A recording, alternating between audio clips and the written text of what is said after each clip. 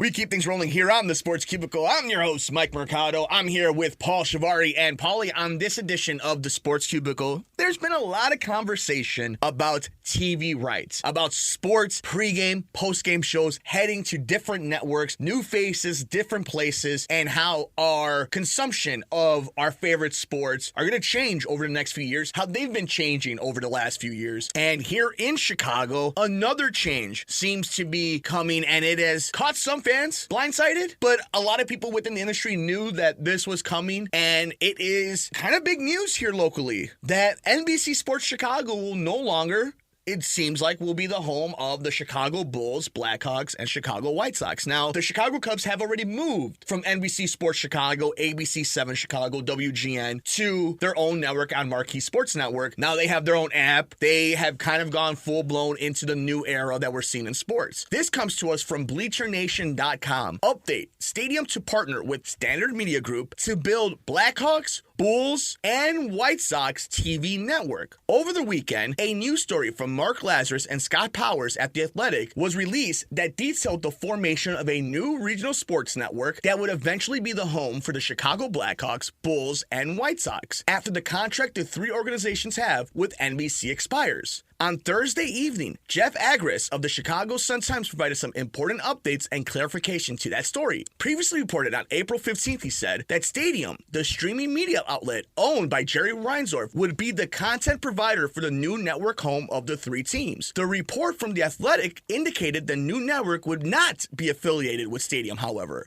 This new reporting from Agris indicates the new network will be a partnership between the teams, Standard Media Group, and Stadium, wherein Stadium creates the content on the network. Standard Media Group, quote, will invest in the network and help get it distributed. The new report again echoes reports that Stadium will try to maintain some continuity from NBC Sports Chicago, meaning many of the on-air, on-camera, and behind-the-scenes folks who have produced broadcasts at NBC Sports Chicago will, quote, hopefully carry over to the new network. Check out the entire article over at The Athletic, on the Chicago Sun-Times, and at Bleacher Nation about Stadium to partner with Standard Media Group to build Blackhawks, Bulls, and White Sox TV network. Paulie, I'm going to throw it to you in 1 second, but I think when I first heard this story be reported by Mark Lazarus and Scott Powers was hearing that Stadium would not be a part of it kind of gave me some hope that Jerry Reinsdorf would not be involved with this. Because Jerry Reinsdorf is 2/3 of the equation here, being the owner of the White Sox and the Bulls. So my hope was like, oh, this is really going to be something that is out of his control. It's going to be ran by a party that will do this the right way. We'll make sure it gets all the glitz and glamour. And we will have a nice regional sports network that will be a successor to NBC Sports Chicago. But much like praising a great figure skating routine before it's over, what happened? Oh, they fell right in their face because you hear now that it is going to be a partnership with Stadium. And look, I think if you watch the game at Blackhawks or Bulls games at the United Center, I'm not sure how it is in the South Side, but in the concourse when you're getting your snacks, they do present the game well. We know that they're going to have all the money put into it. I think it's going to look professionally. I am petty, though, in this very specific scenario, that once again, Jerry Reinsdorf is going to find a way to make a lot of money. Yeah, because he's lining his own pockets with his own thing. I totally understand that, and especially given the conditions of the Bulls and the White Sox, respectively, Bingo. and his overall approach to sports ownership, it does leave a bad taste in your mouth because you just ask yourself, how are they going to mess this one up? But I think we've seen that Stadium itself as a platform is fairly reputable. I don't know what it offers. I mean, while I'm pumping gas, I see like La Liga highlights. I have no idea. I know social media imprints. I think is bigger. At one point in time, I think I had the Stadium app on my Roku, Sure. but like there was never any major sports. So. But I don't know if this necessarily means that if you just download Stadium that you're going to be able to watch those teams. I think there's still got to be some sort of element of subscribing to either a cable package or a exclusive streaming service. I wish it was as like the Cubs, though, where you could just buy the app on its own, but I know that gets a little bit harder with multiple teams involved. I mean, you know, the fact that it's not just the White Sox, it's the Bulls and the Blackhawks with it would make it kind of hard for all of those three teams to make the money that they need to by having it with a regional cable package. I guess like Stadium seems reputable. I think it's just for the production aspects. What I was reading in that same article was that I think they want to retain some of the same behind the scenes people.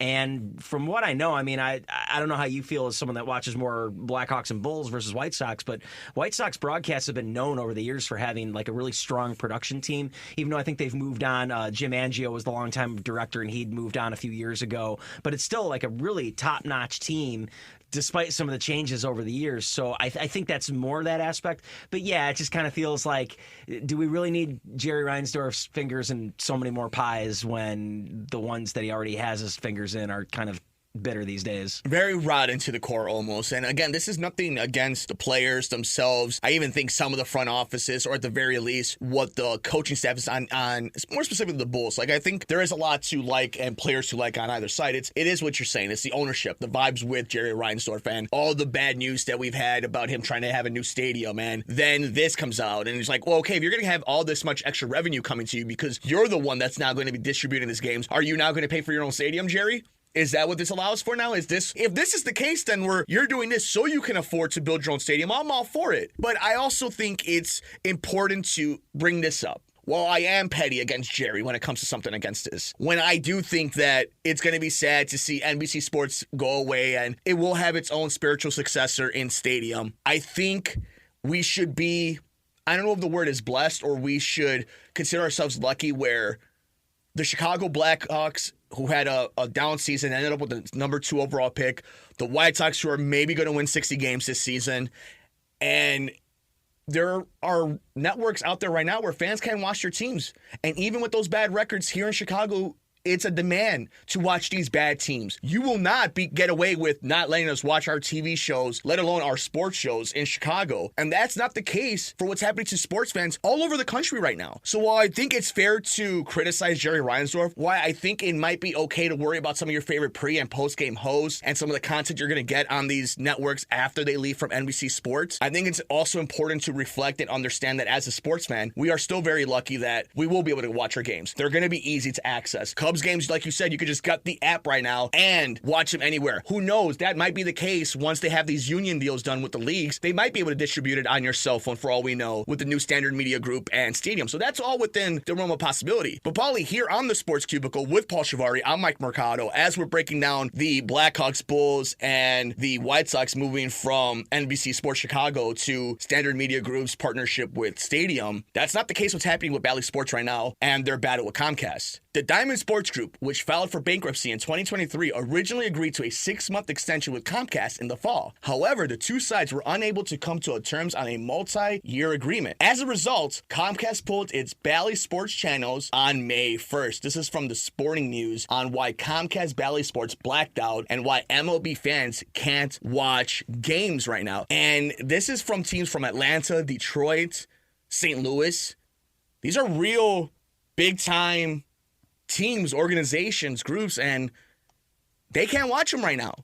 It's not as accessible as it's been over the years. And this is all back to TV rights, streaming rights. Paulie, when you see this story, what are your thoughts about Bally's now?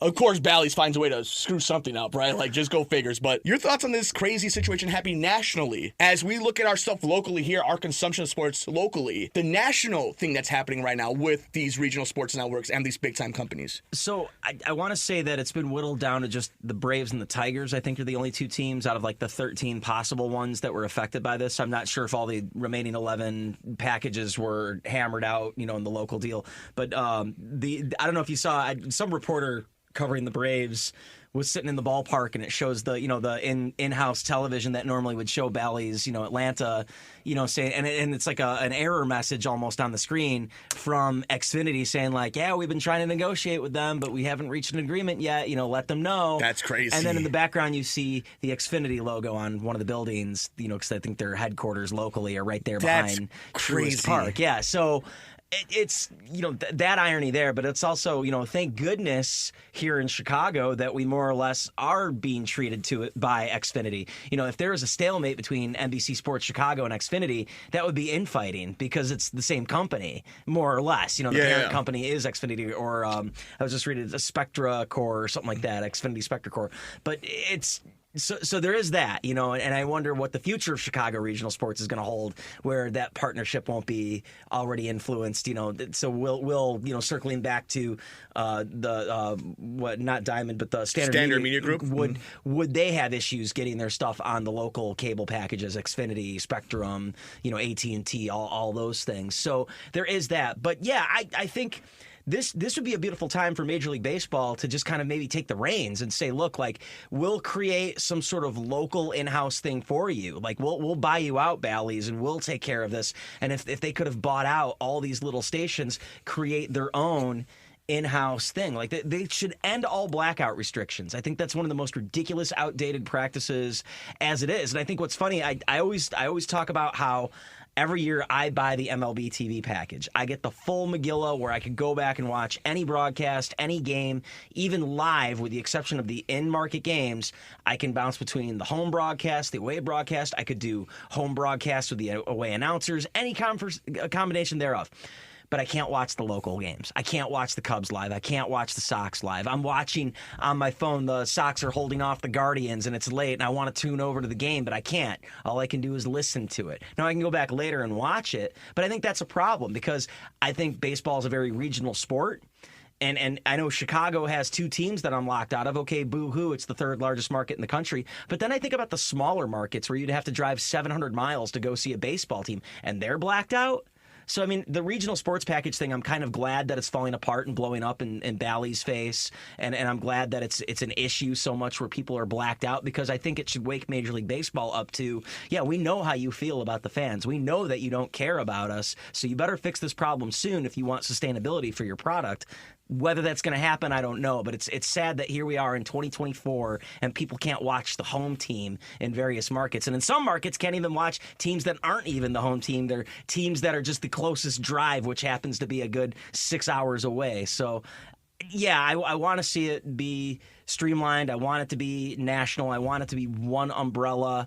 But it's going to be a long time until that happens, and it doesn't feel like to me that Major League Baseball wants to do anything that would hurt their pocketbooks in the immediate. You just hit it. That's all it comes down to. It's what we talked about when it comes to Netflix and the NFL, when it comes to Amazon and Inside the NBA and all these other networks. It's, can you boost your portfolio? Can you be the one with live programming? We talked about it with Netflix and comedy. You were bringing it up off of air, and I brought it up throughout the segment that it's a huge part of it. But this is an entire process for these big major companies. And I think a perfect example of these companies trying to just boost up their notoriety or trying to be able to offer live programming that you can't miss, that you can't afford to have spoilers for, are these apps, including something like Roku. You brought it up to me that Roku is now having Major League Baseball games. Is it on Saturdays? It's Sundays. They're in talks right now, but it looks like it's a real thing. As of today, the Cubs website is saying that June 16th's game has been moved from 1:20 to 12:05, which would suggest that there's going to be some sort of partner that's going to broadcast that game. So,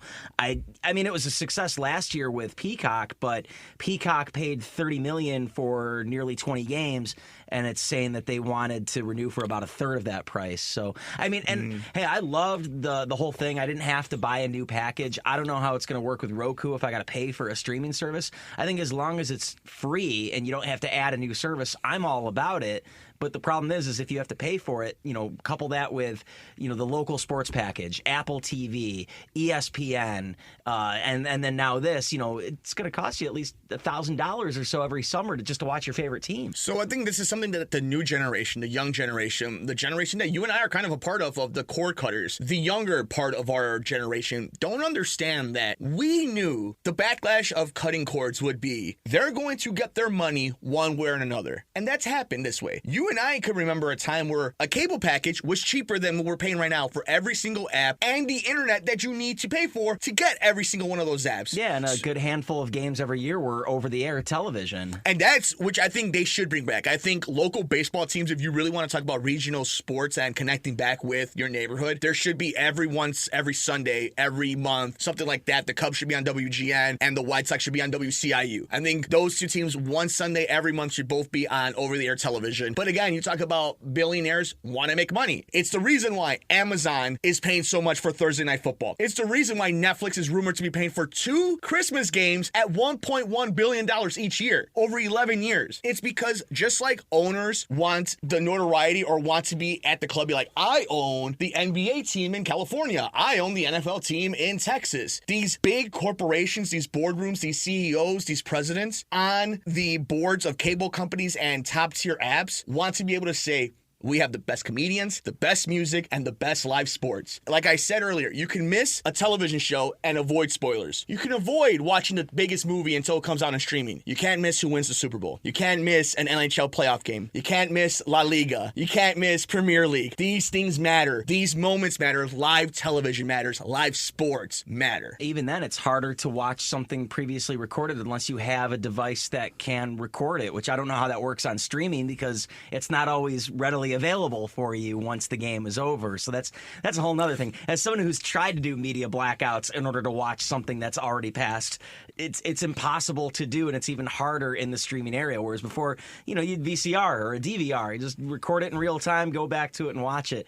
Now, not so much. Think about the convenience that the sports fan wants. In this device that you and I are both holding, and even from a laptop to a desktop to whatever, I can watch my game and bet on it on the same device. That's why those two things are the most important things going in professional sports. The live TV rights and the gambling partnership. And that's why it has been the biggest news story in sports other than who's winning championships. So, Paulie, it's going to be interesting to see how this all plays out. Any final thoughts on both Standard Media Group teaming up with Stadium? So that's where we might be getting our Blackhawks, Bulls, and White Sox television in Chicago. And Roku, just another one of these apps that is now getting into professional sports to try to get people to go to their app. Just charge me like $250 and I'll pay for a White Sox season of TV. Just do it. Just charge us already a nice, solid, low, flat price.